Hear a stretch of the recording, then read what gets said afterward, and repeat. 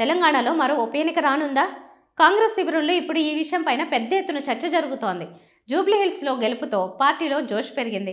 అటు స్థానిక సంస్థల ఎన్నికలకు సిద్ధమవుతున్న పార్టీ నేతలు ఇదే సమయంలో నగరంలో ఉప ఎన్నిక ద్వారా పైచేయి సాధించాలని భావిస్తున్నారు.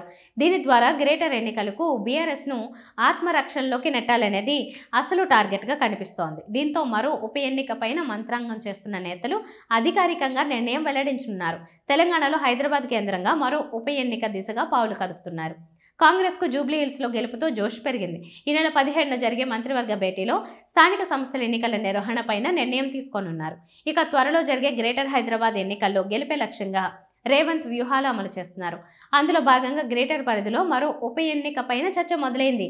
ఈసారి జూబ్లీహిల్స్ పక్కనే ఉన్న ఖైరతాబాద్లో ఉప ఎన్నిక జరిగే అవకాశం కనిపిస్తోంది. ఈ నియోజకవర్గం నుంచి 2023 అసెంబ్లీ ఎన్నికల్లో ఈ స్థానం నుంచి సీనియర్ నేత దారం నాగేందర్ గెలుపొందారు. అయితే బీఆర్ఎస్ తరపున పోటీ చేసిన దానం ఎన్నికల తర్వాత కాంగ్రెస్లోకి జంప్ చేశారు. అంతేకాకుండా 2024 పార్లమెంట్ ఎన్నికల్లో సికింద్రాబాద్ నుంచి కాంగ్రెస్ అభ్యర్థిగా పోటీ చేశారు. దీంతో దానం పైన అనర్హత వేటు వేయాలని బీఆర్ఎస్ ఫిర్యాదు చేసింది. సుప్రీం ఆదేశాల మేరకు స్పీకర్ పార్టీ మారిన ఎమ్మెల్యేలపైన విచారణ కొనసాగుతోంది. కాగా తాజాగా తమ ఫిర్యాదులు స్పీకర్ త్వరగా పరిష్కరించడం లేదని కోర్టును ఆశ్రయించింది.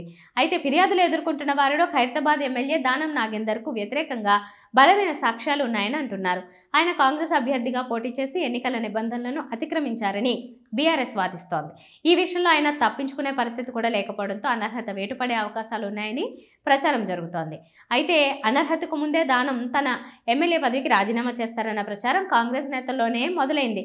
దానం అందుకు సిద్ధంగా ఉన్నట్లు చెబుతున్నారు. కాగా సీఎం రేవంత్ సరైన సమయంలో దానం రాజీనామా పైన నిర్ణయం తీసుకుంటారని పార్టీ ముఖ్యులు చెబుతూ వచ్చారు. ఇప్పుడు జూబ్లీహిల్స్ ఫలితం తర్వాత దానం పైన రేవంత్ నిర్ణయం తీసుకునే అవకాశం ఉంది.